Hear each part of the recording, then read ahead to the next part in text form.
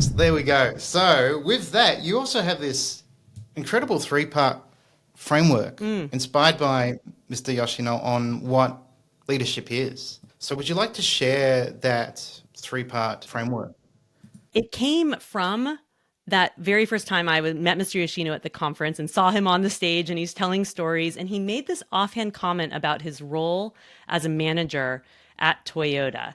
And to me, it really was so profound. And then in later conversations, everything he said and other Toyota leaders said really came back to these 3 points. So he said, and I'm paraphrasing here the quote, but my role as a manager was to give the person whom he was reporting to him a mission or target and then support Hmm. him or her, but usually him at this point in the 80s in Japan, support him while he figured out how to reach that goal.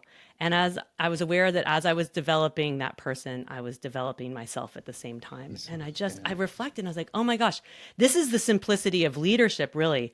If we can set the direction, then provide the support, create the systems and structures, and develop people, and develop ourselves. So set direction, provide support, develop yourself. And if you focus on those things, you're Yeah. going to be more successful. You know, there's going to be failures along the way, but those are the key components of leadership.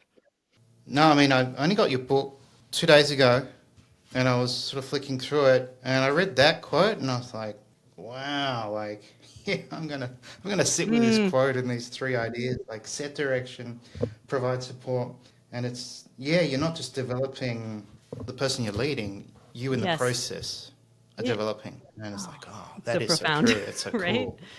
It's like, oh, what's the how, So, how do I need to ask questions differently? Or what does this person need from me? Or I was impatient at this time, so I jumped in and gave an answer, and maybe that wasn't helpful. And, so much, like, because there's so much we have to overcome.